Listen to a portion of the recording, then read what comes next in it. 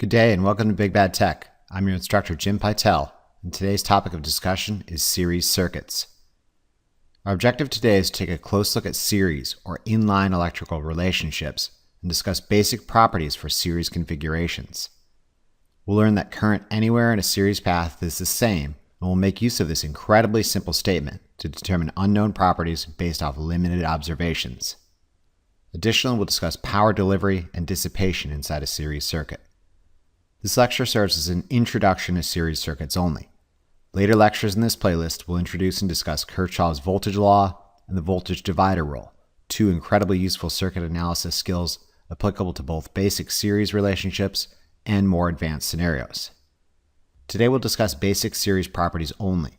However, understand this introductory level discussion is essential and most importantly, true and relevant at all levels.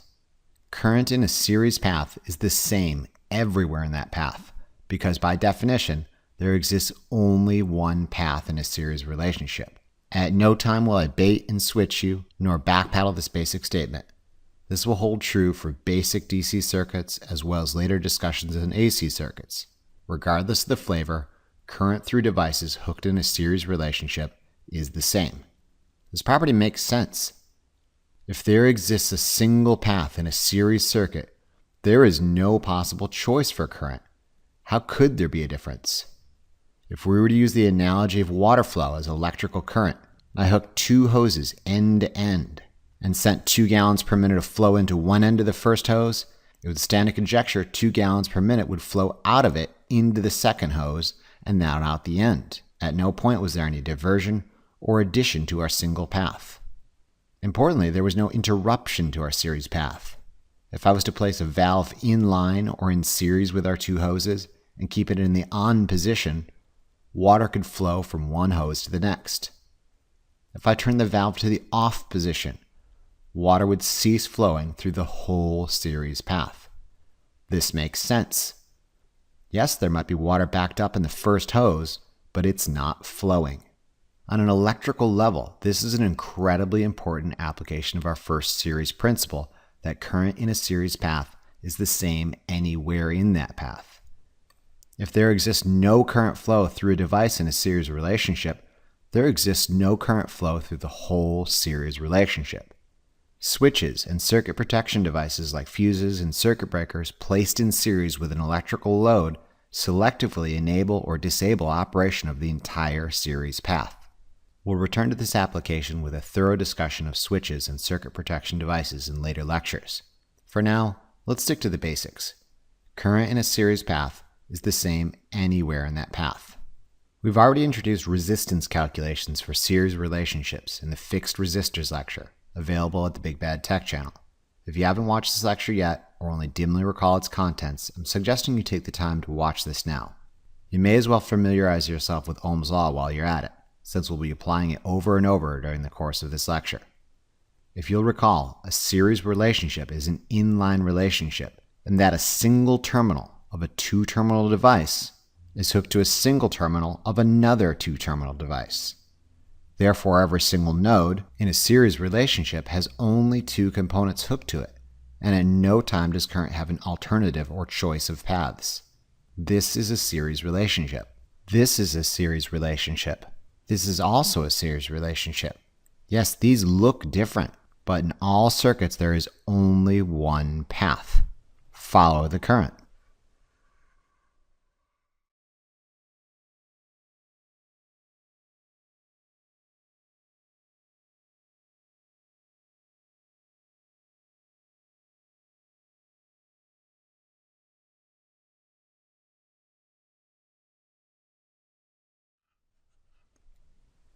At no time did current ever have an alternative or choice in paths.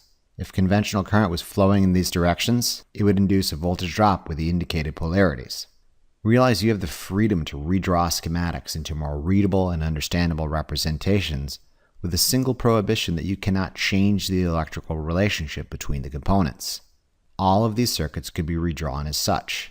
A single voltage source E, opposed by a series relationship of R1, R2, and R3. It makes sense for all these circuits that resistance in a series relationship is additive, and that the source is being opposed by the summation of all resistances in that path. Don't make this hard. Resistances in a series relationship add up. Do you need a formula to add numbers? In this case, the source is being opposed by an imaginary total resistance, which I'll call RT, where RT is the summation, in this case, of R1, R2, and R3. Using nodes, components, and single and double subscript notation, I can make my job easy and identify different aspects of this single circuit. Pay attention, because not only does this establish standard operating procedures regarding schematics, it also reveals incredibly important properties of series circuits based off the simple statement that current anywhere in a series path is the same. E is my supply voltage. It produces a source current, which I'll call IS.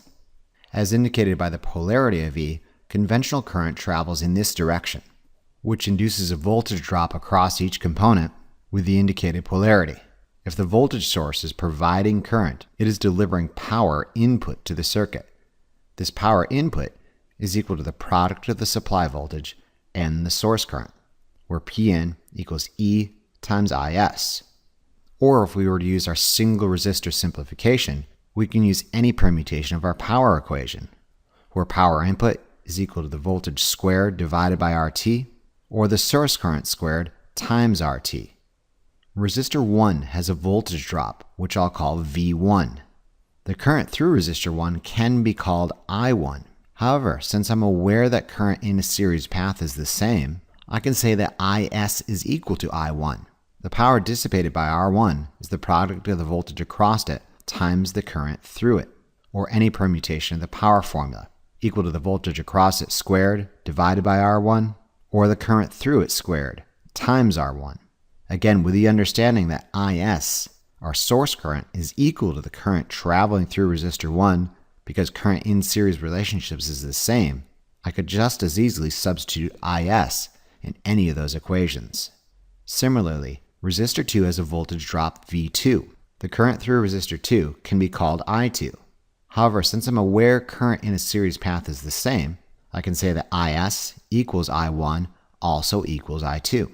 The power dissipated by R2 is the product of the voltage across it times the current through it, or any permutation of the power formula, with any substitution for I1 or Is or I2 since they're all the same. Finally, the same thing can be said about resistor 3, where R3 has a voltage drop across it called V3. The current through resistor 3 can be called I3. However, since I'm aware current in a series path is the same, I can say Is equals I1 equals I2 also equals I3. The power dissipated by R3 is the product of the voltage across it times the current through it, or any permutation of the power formula, or any substitution of Is, I1, I2, or I3 since they're all equal.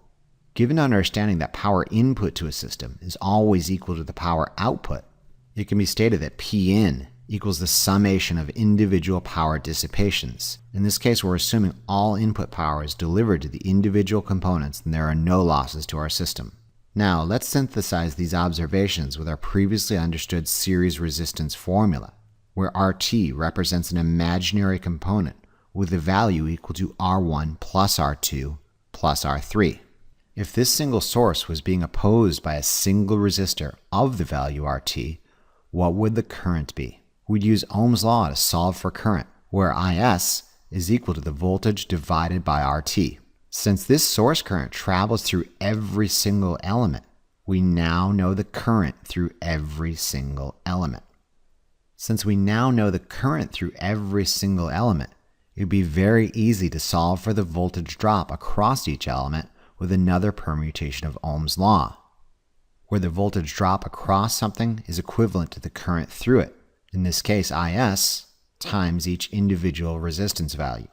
If you think about this on a mathematical level, current is a like term, since Is equals I1 equals I2 equals I3. Using our simplified representation of this series path, it can be stated that the voltage rise E is accompanied by an equivalent voltage drop, which I'll call V, equal in magnitude to our rise and equal to the product of our source current times the total resistance. Given that total resistance is equal to R1 plus R2 plus R3, we can distribute this like term into the parentheses, where our voltage rise is equal to IS times R1 plus IS times R2 plus IS times R3. With the understanding that IS equals I1 equals I2 equals I3, this could be rewritten as I1 times R1 plus I2 times R2 plus I3 times R3, where I1 times R1 is equal to V1, and I2 R2 is equal to V2, and I3 R3 is equal to V3. It can therefore be restated that our rise E is equivalent to the summation of voltage drops. E equals V1 plus V2 plus V3. We'll return again to a more thorough explanation of this simple statement, what goes up must come down, when we discuss Kirchhoff's voltage law in later lectures.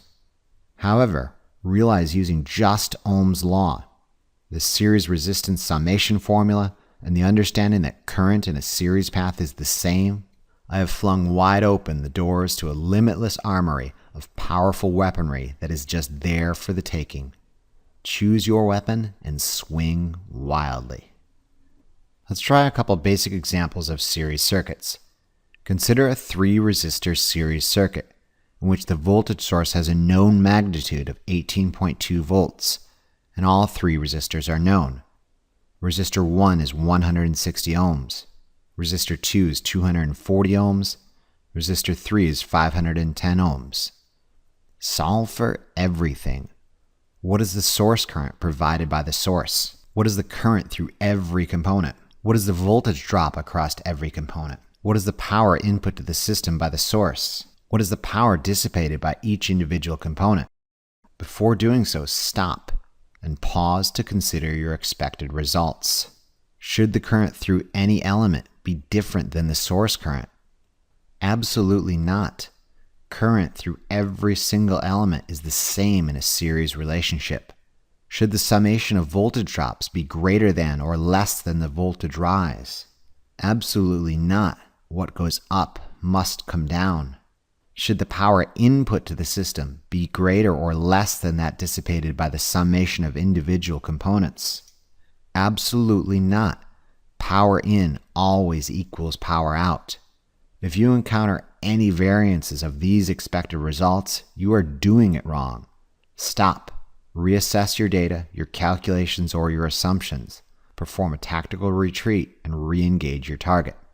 If you're feeling confident, by all means, pause this lecture and take a stab at this.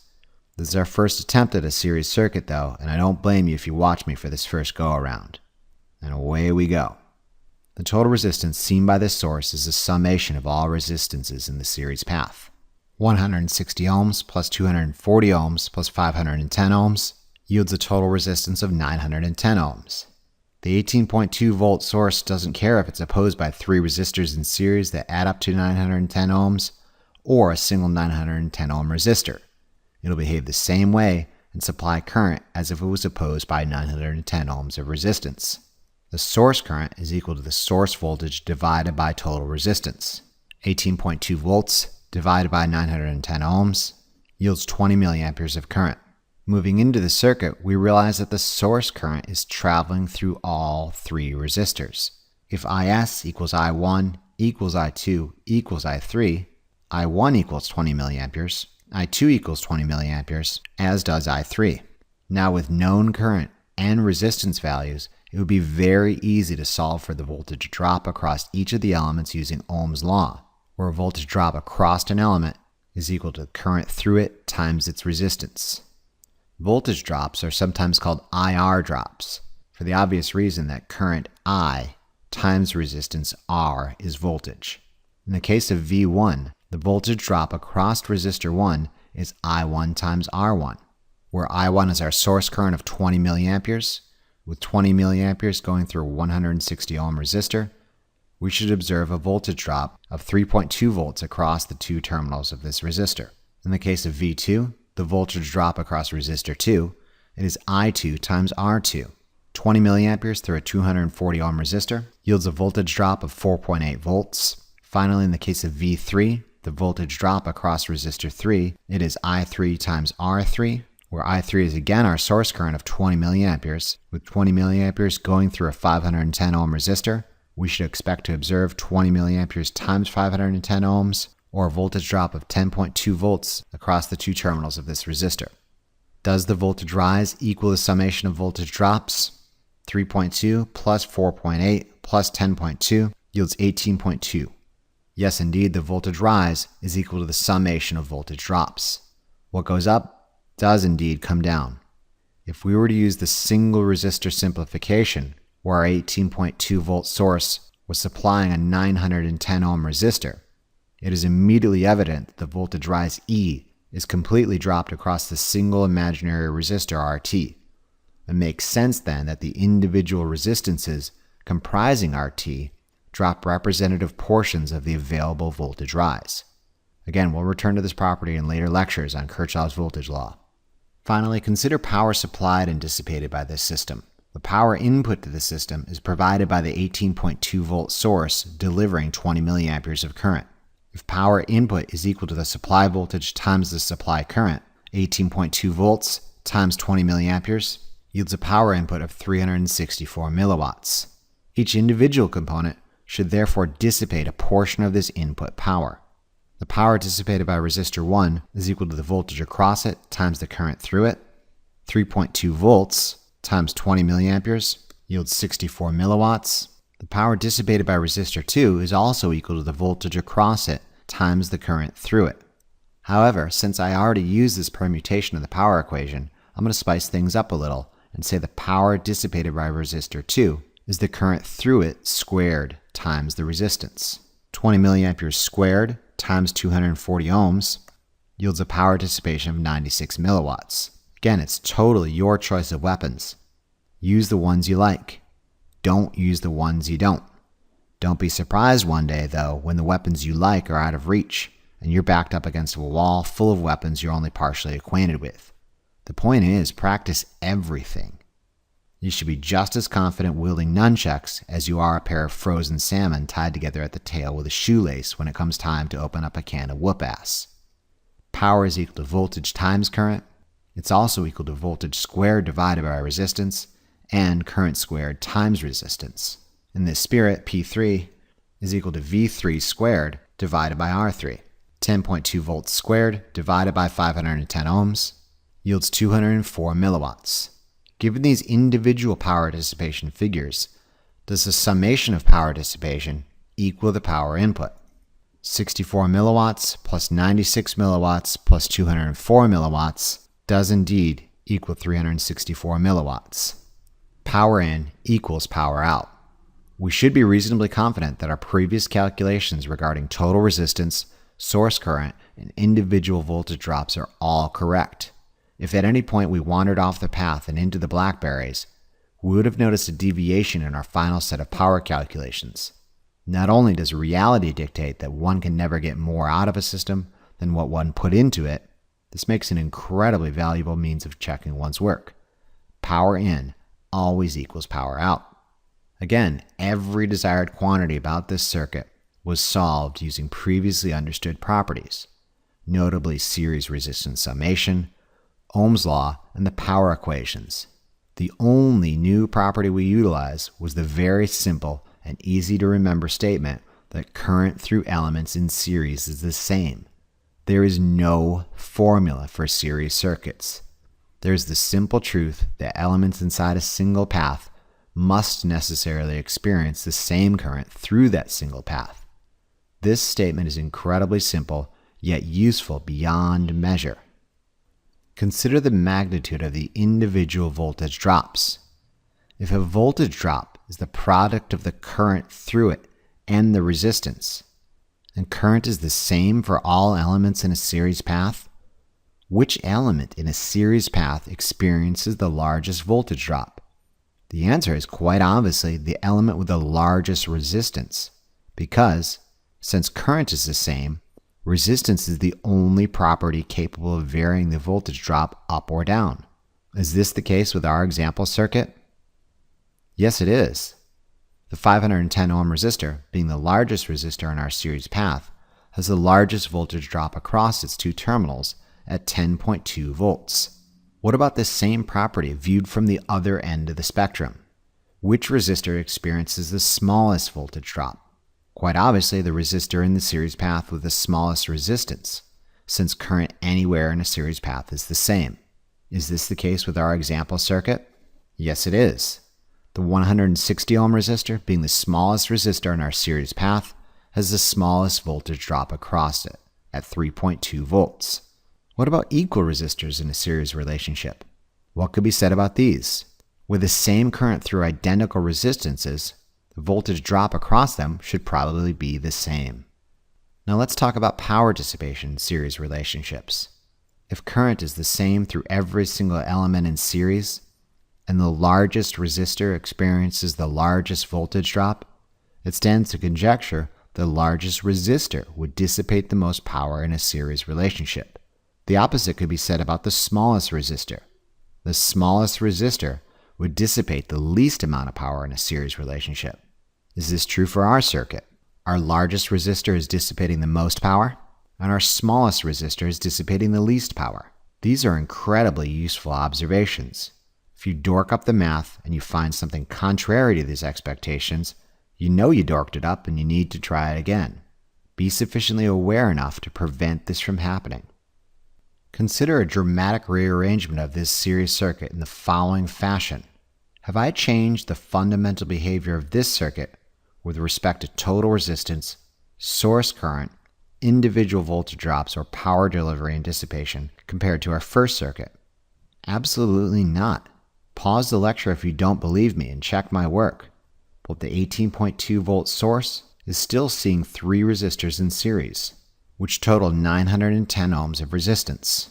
Given this total resistance, the 18.2 volt source would still produce 20 milliamperes of current through the whole circuit. With 20 milliamperes traveling through a 510 ohm resistor, this resistor would still experience a voltage drop of 10.2 volts. With 20 milliamperes of current traveling through a 160 ohm resistor, this resistor would still experience a 3.2 volt drop. And finally, with 20 milliamperes going through a 240 ohm resistor, this resistor would still experience a voltage drop of 4.8 volts. The 510 ohm resistor with 20 milliamperes of current going through it would still dissipate 204 milliwatts of power. The 160 ohm resistor would still dissipate 64 milliwatts of power, and our 240 ohm resistor would still dissipate 96 milliwatts of power, and our source would still supply 364 milliwatts of power. Our total resistance is the same. Our source current is the same. The individual voltage drops are the same, and the power dissipation is the same. Everything is the same, with one notable exception: the order in which voltage drops are experienced. Again, let's refresh our understanding of nodes and single and double subscript notations. In our first circuit, node A is the junction of the positive terminal of our source with one terminal of the 160 ohm resistor. Node B is the junction of the other end of the 160 ohm resistor with one terminal of the 240 ohm resistor. It could be said that using double subscript notation, that the voltage drop across this resistor is VAB, or VA with respect to B, or 3.2 volts. This makes sense. The difference between our first and second rendition is which components are hooked to which nodes. Our second circuit has a different resistor between node A and B. And VAB for our second circuit is now a 10.2 volt drop. The drops across individual components are the same. It's just that the individual drops are assigned to different pairs of nodes. This being said, again, order does not matter. The total resistance is the same. The source current is the same. The individual voltage drops are the same regardless of order. Consider the first circuit. Given our calculated voltage drops, what is the voltage drop VBC and VCD? It should be readily apparent that VBC is the drop across the 240 at 4.8 volts, and VCD is the drop across the 510 at 10.2 volts. This one might not be as easy. What is the voltage drop at VBD? Again, double subscript notation implies that VBD is VB with reference to point D. If you think about it, if you go from B to C, you drop 4.8 volts. And then from C to D, you drop another 10.2 volts. Therefore, you should drop a total of 4.8 plus 10.2, or 15 volts. Considering this, would the following circuit behave any differently? The supply is still 18.2 volts. The total resistance is 160 plus 750, or still 910 ohms of resistance. The source current is still 20 milliamperes. The voltage drop across a 160 ohm resistor with 20 milliamperes going through it is still 3.2 volts. The 750 ohm resistor now represents the series combination of the 240 ohm resistor and the 510 ohm resistor. With 20 milliamperes going through a 750 ohm resistor, we find a 15 volt drop across it. This again goes to show you that simply by being flexible, versatile, and open to alternative methodologies, you should be able to arrive at the answer you seek. What's vitally important to understand is that regardless of the methodology you employed, your answers should be the same and, most importantly, correct. Let's take this two-element series circuit and incorporate a ground reference where our previous node D existed. In this case, the ground reference is on the negative terminal of the source, meaning the positive terminal is now 18.2 volts higher than ground. Now I can utilize single subscript notation, where the single subscript shortcut VA actually means point A referenced from ground, and VB actually means B referenced from ground. Again, voltage is a 2-point measurement. The voltage drop across two terminal components, like the 160 ohm resistor, means the voltage drop across the two terminals of that component. Double subscript notation makes this exceedingly clear and directly states the two nodes of interest, as in VAB, which is equal to 3.2 volts. Single subscript notation is just shorthand, meaning the reference is always at a common point like ground. What I must immediately draw your attention to is that VA is not the same thing as VAB, since the single subscript notation implies reference from ground and not point B. You will find, however, that VAB equals VA minus VB. VA reference from ground is 18.2 volts, and VB reference from ground is 15 volts. VAB is therefore 3.2 volts, again confirming our observations.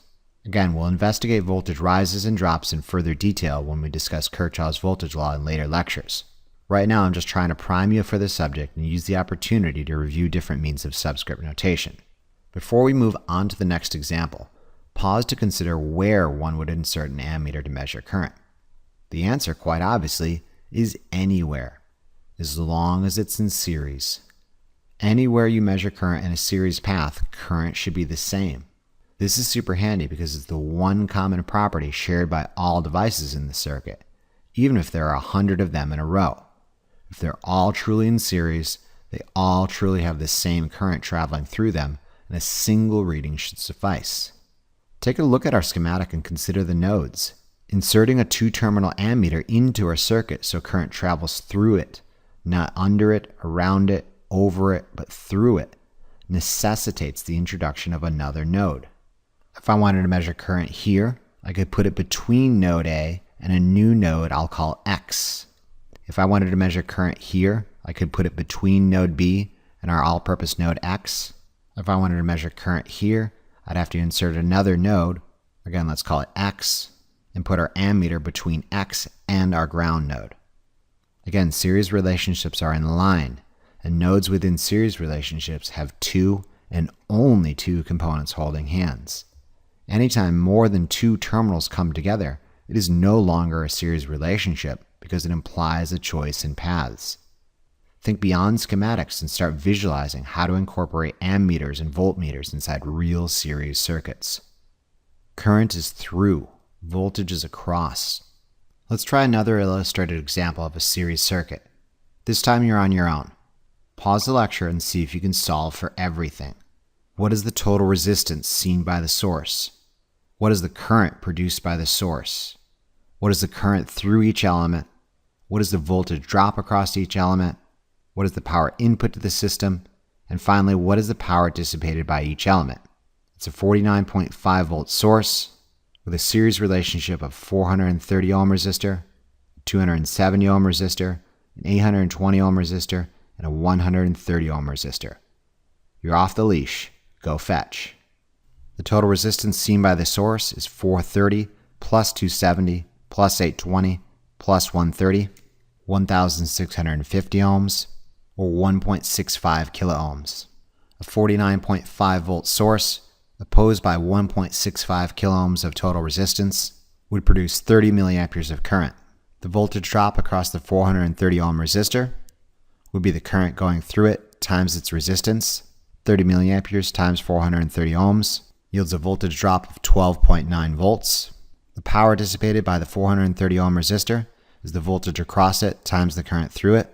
12.9 volts times 30 milliamperes yields 387 milliwatts. The voltage drop across the 270 ohm resistor is the current through it times its resistance. 30 milliamperes times 270 ohms yields a voltage drop of 8.1 volts. The power dissipated by the 270 ohm resistor is the current through it squared times its resistance. 30 milliamperes squared times 270 ohms yields 243 milliwatts. The voltage drop across the 820 ohm resistor is the current through it times its resistance. 30 milliamperes times 820 ohms yields a voltage drop of 24.6 volts. The power dissipated by the 820 ohm resistor is the voltage drop across it squared divided by its resistance. 24.6 volts squared divided by 820 ohms yields a power dissipation of 738 milliwatts. The voltage drop across the 130 ohm resistor is equal to the current through it times its resistance. 30 milliamperes times 130 ohms yields a voltage drop of 3.9 volts. The power dissipated by the 130 ohm resistor is equal to the voltage drop across it times the current through it. 3.9 volts times 30 milliamperes yields a power dissipation of 117 milliwatts. The power input to this system is equal to the supply voltage times the supply current, 49.5 volts, times 30 milliamperes, yields 1.485 watts, or 1,485 milliwatts. Let's check our work. Does the smallest voltage drop occur across the smallest resistor?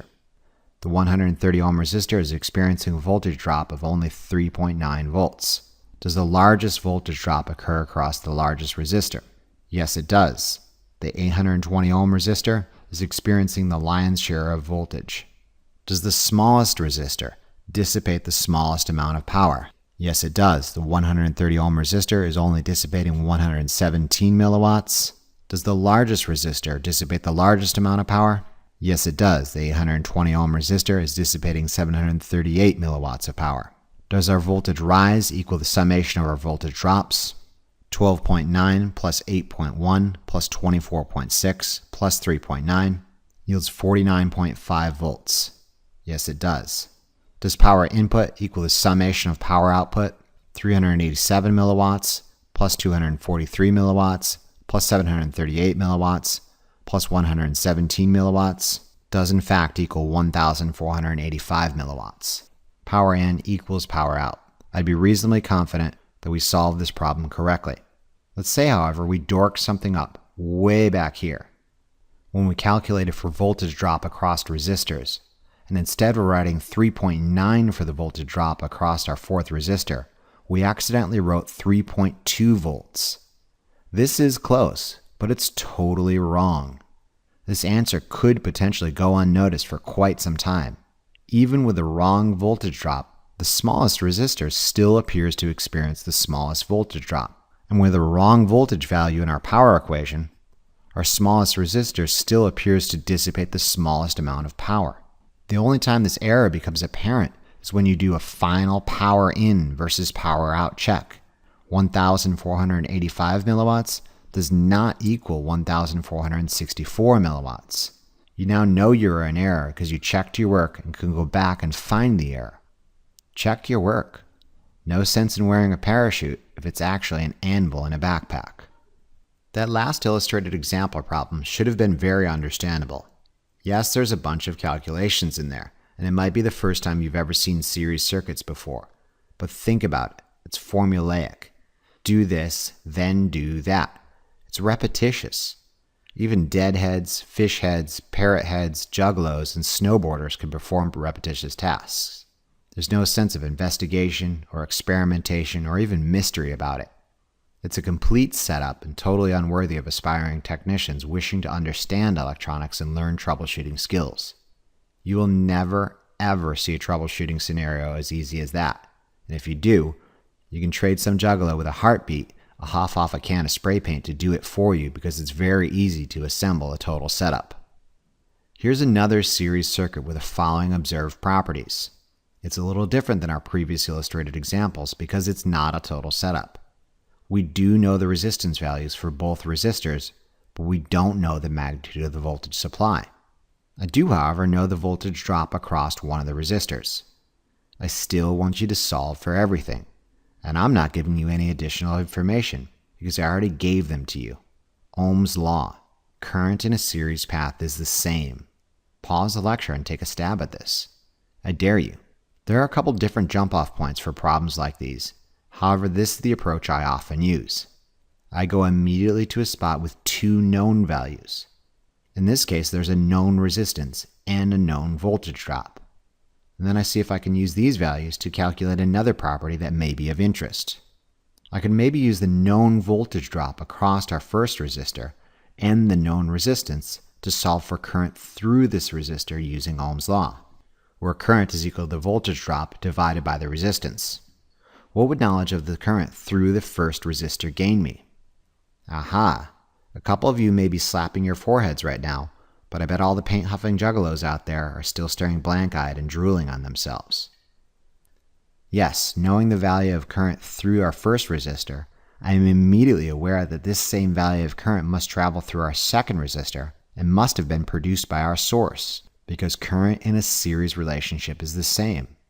The rest of the problem is not a problem anymore. It's just a duck shoot. A 9-volt drop across a 1.8K resistor must mean 5 milliamperes of current is traveling through it. This same 5 milliamperes of current must travel through the 3 kilo ohm resistor, which means there must be a 15-volt drop across it.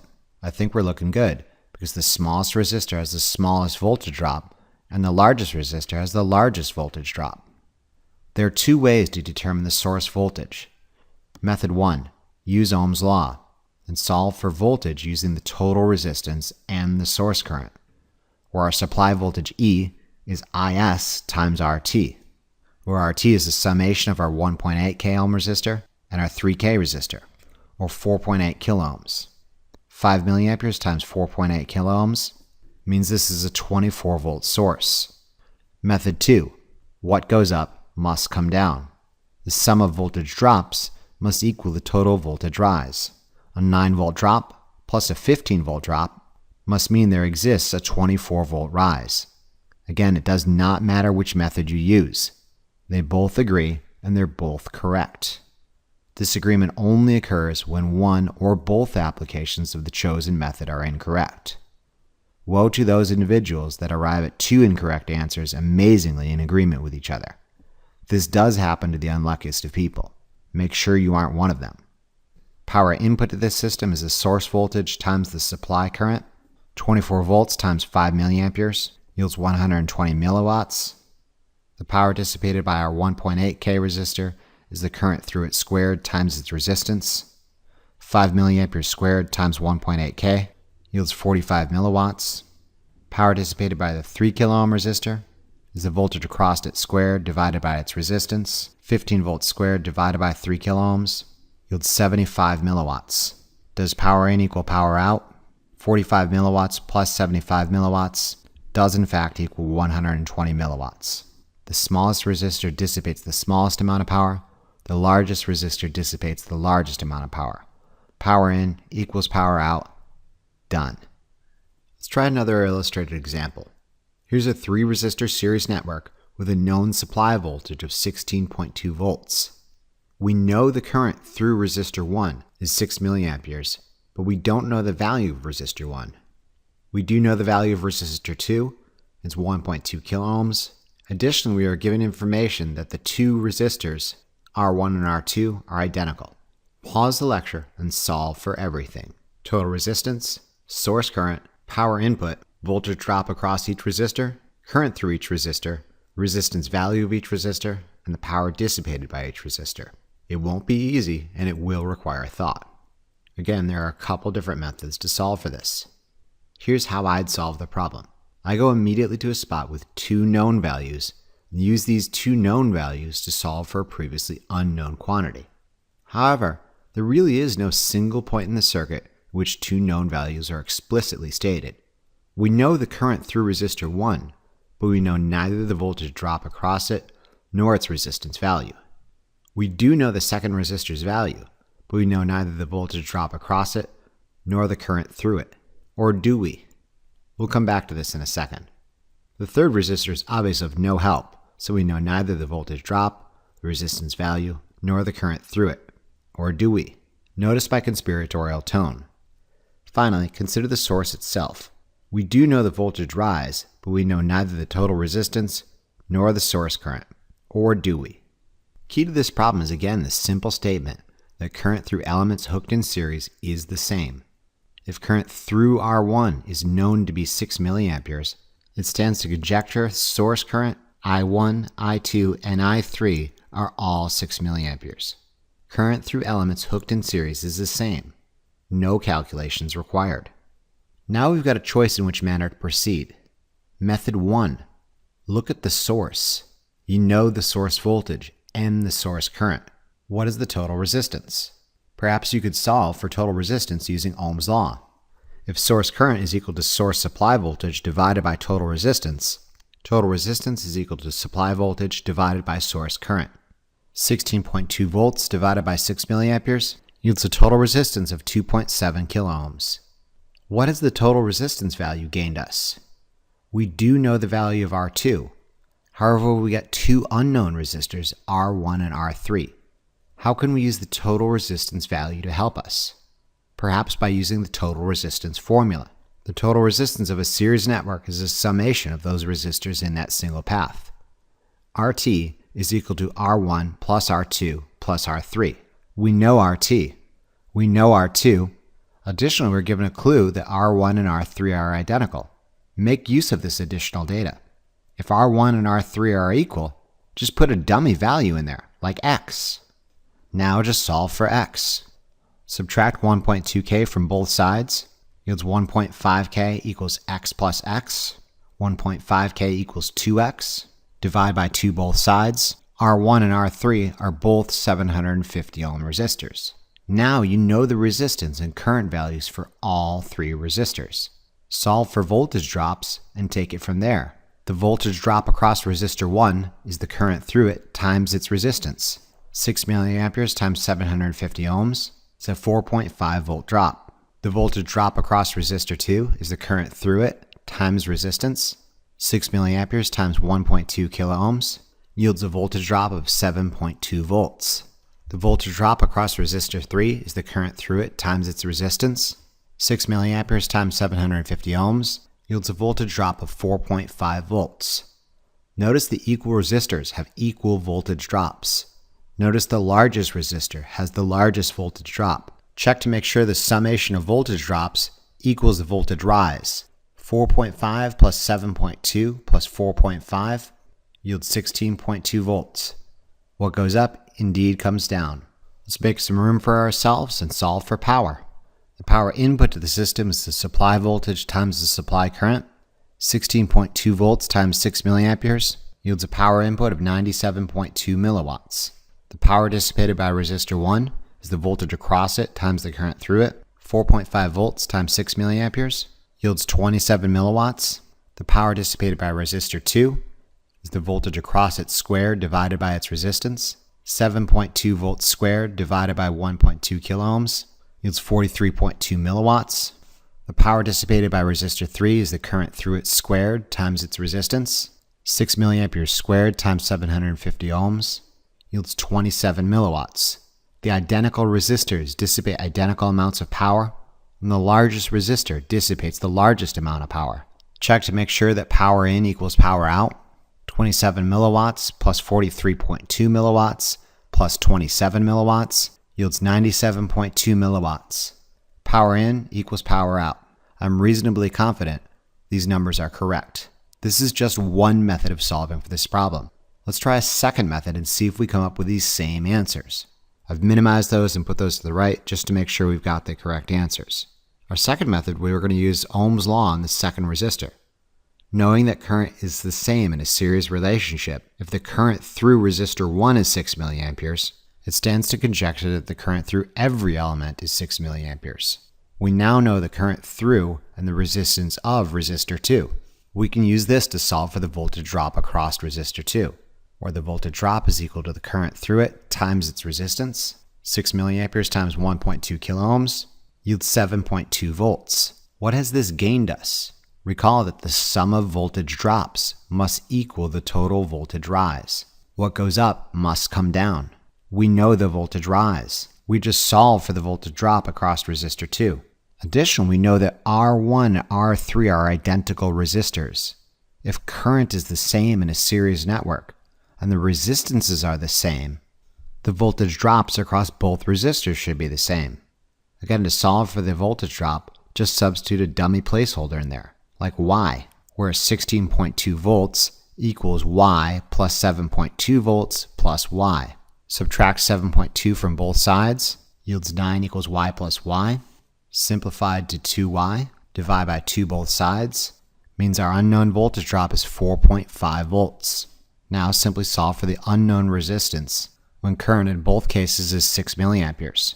4.5 volts divided by 6 milliamperes yields a resistance in both cases of 750 ohms.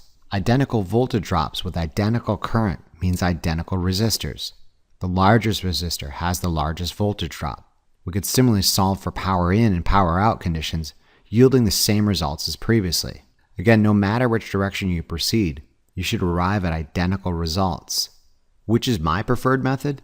It depends. I'm largely agnostic about methods, but very keen on results. I know it sounds like a pain, but often I solve for the same properties using several methods and use the different approaches to check one another. It sounds like twice the work, and it is. But what do you want? Right answers or wrong answers? If I'm pressed for time, I'll obviously resort to the method that gets me to the answer most directly. In this case, both methods are equally involved. However, consider this simple restatement of the problem. It's the same circuit, but all I want you to do is solve for the voltage drops across all elements. Which method would I use now? I'd probably use my second method. It gets me to the voltage values quicker. Yes, my first method, where I used the total resistance formula, arrived at the same voltage values, but only after having gone through a longer series of calculations, with a very real possibility of dorking something up in the process hanging over your head the whole time. Get the results you seek as quickly as possible, and don't put yourself through unnecessary hassle. If you've got time and want to check your work, always advisable, then is when you'd go back using alternative methodologies to verify your initial results. Let's briefly discuss applications of series circuits. Keep in mind we've yet to cover Kirchhoff's voltage law, the voltage divider rule, switches, and circuit protection devices in series, so this list will be pretty short. An obvious application of series properties is that of selectively enabling or disabling elements within a series path with a switch. If the switch is open, there is no current flow. If the switch is closed, there is current flow. It seems logical. If current is the same anywhere as in a series path, and one device in a series path does not allow current flow through it, current in the entire series path will stop. We'll return for a very thorough examination of this powerful property when we discuss switches in series. Start thinking now, though, of where the voltage drop occurs in series circuits with open and closed switches. Given the most basic property of series circuits is that of a single path with one shared current, another one of the most obvious applications of series circuits is that of current control. If you have a fixed voltage supply and a device with fixed resistance, there is no way to control current to that device if that is the only device in that circuit.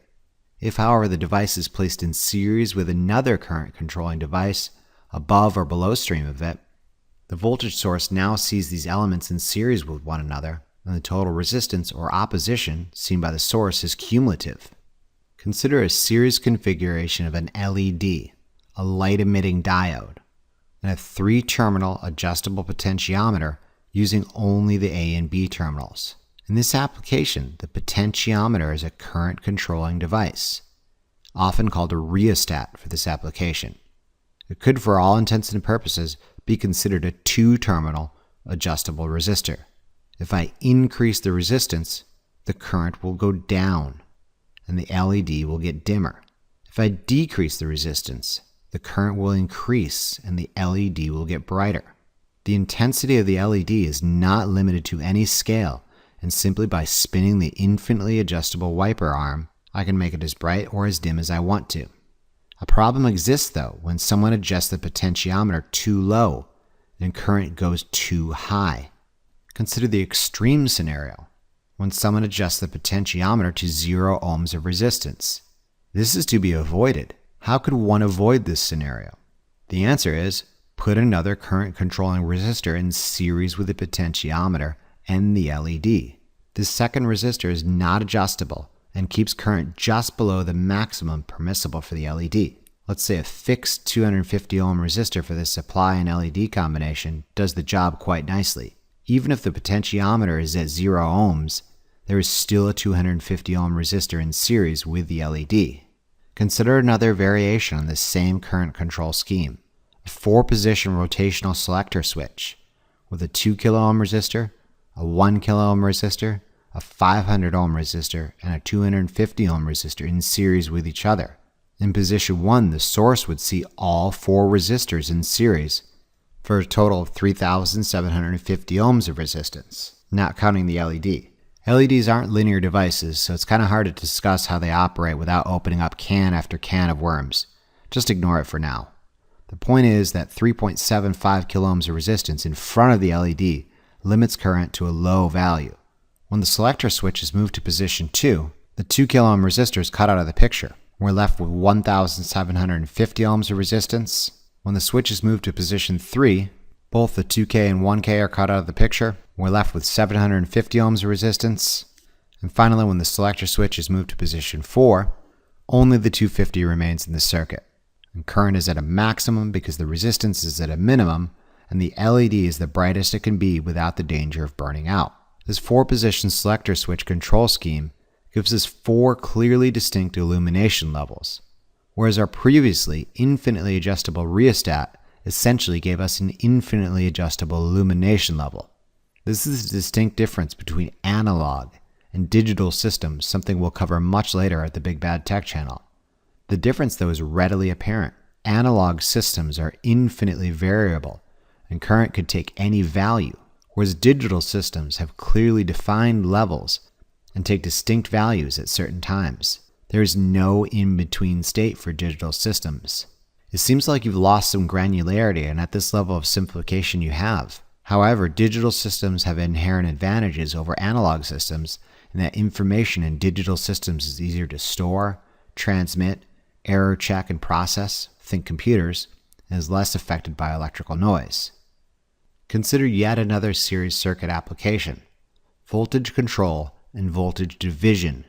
Given one element in a circuit would completely drop all the applied voltage, we can use 2 elements in series to proportionally distribute the voltage drops as required. We'll return to this topic in the very near future when we discuss Kirchhoff's voltage law and the voltage divider rule, in part because with the understanding of these 2 topics, we'll gain some much handier tools to wield than Ohm's law. Ohm's law still crushes this topic though with repeated blows, as I'll quickly demonstrate. Let's say you've got a device that cannot be exposed to more than 80 volts. But all you've got is a 120 volt power supply. You just can't hook this device straight to your power supply because 120 volts will damage it. Let's say the device's resistance is 200 ohms. What is the resistor value I need to place in series with this device to limit the voltage drop across our second device to 80 volts? The answer is 100 ohms. Ta-da! How did I do this so quickly? You'll soon know when we discuss Kirchhoff's voltage law and the voltage divider rule. Until then, remain in awe and wonder at my methods. Right now, be comforted with this Ohm's law analysis. The 120 volt source now sees 300 ohms of total resistance and produces 400 milliamperes of current. With 400 milliamperes traveling through a 100 ohm resistor, it would experience a 40 volt drop, and 80 volts is dropped across our voltage limited device as required. Here's yet another application of basic series circuit properties and Ohm's law. What, in your opinion, is the biggest pain you've observed thus far in lab? If you said your lazy lab partner, you're right. However, consider the second most annoying thing you've experienced thus far in lab. Most likely high on people's list is the ammeter. Ammeters are annoying because they must be inserted into a circuit by modifying an existing circuit. This necessitates powering the circuit down, making the necessary modifications, and powering the circuit back on. If you want to use the DMM for any other function besides an ammeter at this particular location, you've got to again power the circuit down, remove the ammeter, put the circuit back in its original configuration, and power it back up. Ammeters are messy and time-consuming because they must measure current through something. Wouldn't it be great to use a relationship between voltage, current, and resistance, Ohm's law perhaps, and find a device that outputs a voltage signal proportionate to the current going through it? This device is a resistor. You may have heard of these before. Consider an electrical load, which I'll call RL. Place an additional resistor in series with this electrical load. This special purpose resistor is known as a sensing resistor, which I'll call RS. Since the element of interest and the sensing resistor are in series with each other, the current through them is the same. Since via Ohm's law, the voltage drop across the resistor is proportional to the current going through it, if I knew the voltage drop across the sensing resistor, and I knew the resistance of the sensing resistor, I would know the current traveling through it is also traveling through our electrical load, RL. Hold on now, some of you may be saying. Aren't there some inaccuracies involved using this method, since the total resistance of a series path is the summation of our load resistor and the sensing resistor? This means the series combination of these two elements in series is higher than the load resistor alone. This being true, won't the current through our load resistor with the sensing resistor in series be lower for the same supply voltage? Yes, that is true. I never said this method was accurate. I only said it was very convenient. Accuracy, though, is a relative quantity.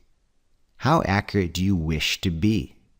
Let's say our supply voltage was 120 volts, and our load resistor was 1 kilo ohm, and our sensing resistor had a resistance of only 1 ohm. Consider the expected current in two different scenarios, without the sensing resistor and with the sensing resistor in series. Compare the two results. Without the sensing resistor, the total resistance seen by the source is 1 kilo ohm.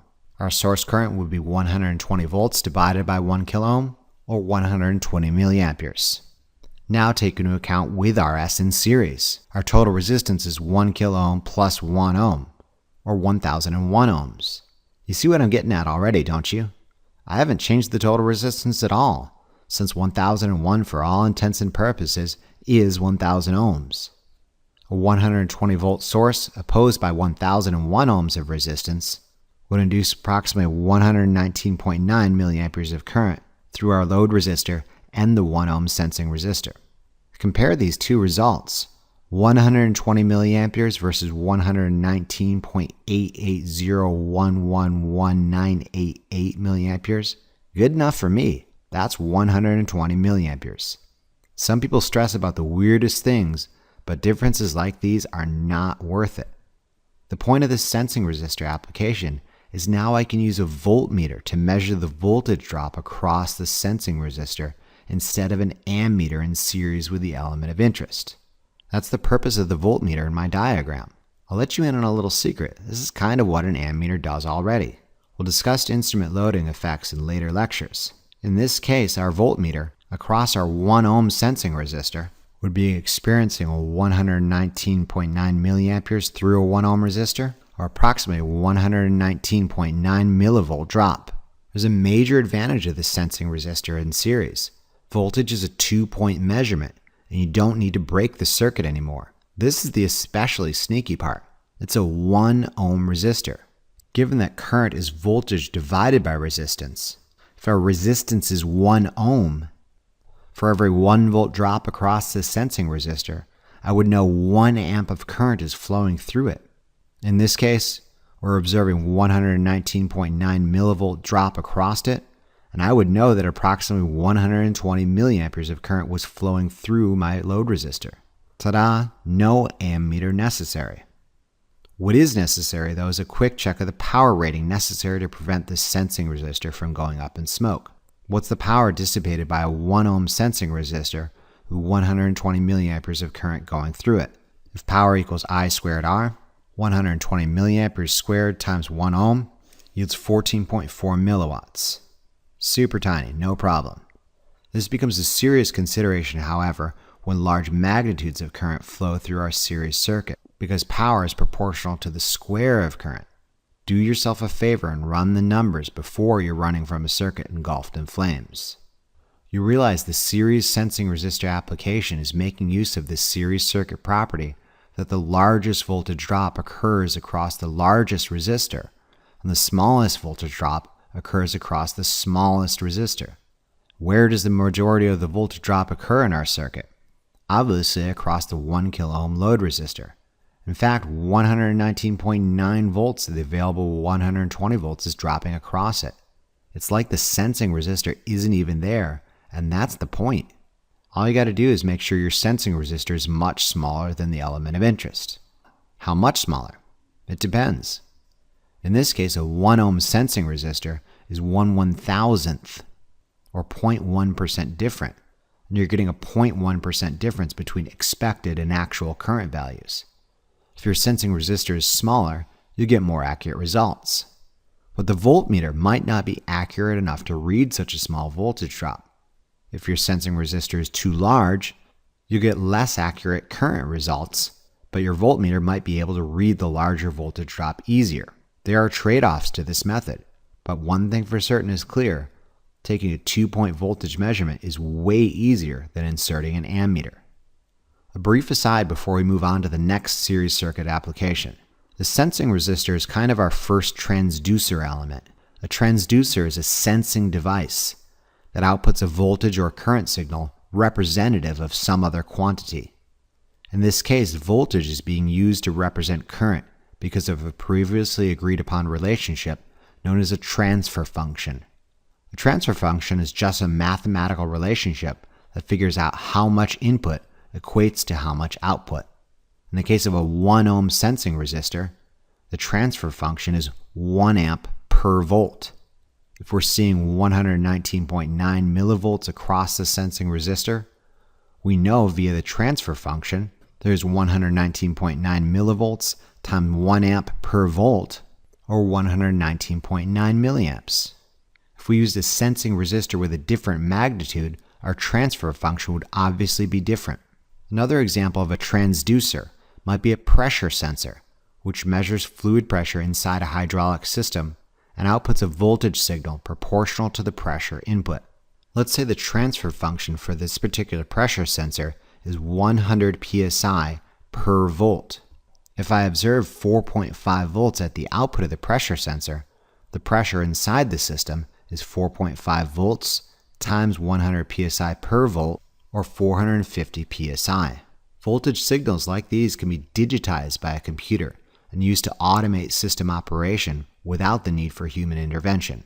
We'll return to these topics and much more later, but it helps to illustrate how basic properties like Ohm's law and series relationships can be put to use. Finally, let's consider not so much an application of series circuits per se, but rather that of series circuit theory to something you may have already observed in a lab environment. Why is the output voltage of a power supply different when it is unloaded or not supplying current than when it is loaded and supplying current? You may recall I've mentioned this several times, but I've been reluctant to tell you why. My reluctance ends now because you are ready, as they say, to handle the truth. The truth is that power supplies are real-world devices and aren't some mathematically perfect entities. They have mass, friction, and performance limits. One of the observable characteristics about power supplies is something referred to as source resistance, or sometimes internal resistance. This is something totally unrelated to the internal resistance seen by an ohm meter if the voltage source is left in the circuit and powered down. The source resistance I'm referring to now is a small resistance in series with the source when it's operating.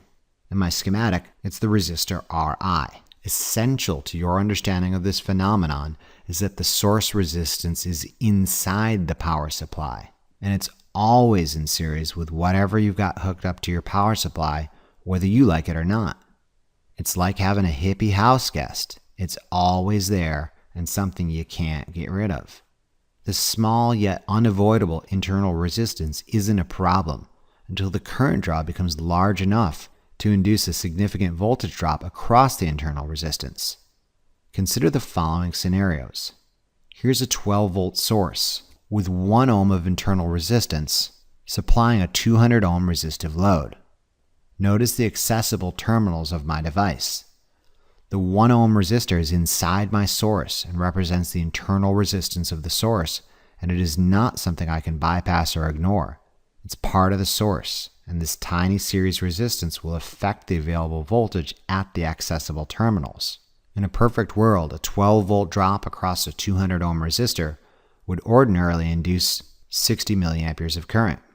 This is not the case though, because we need to account for the additional 1 ohm resistor internal to the source.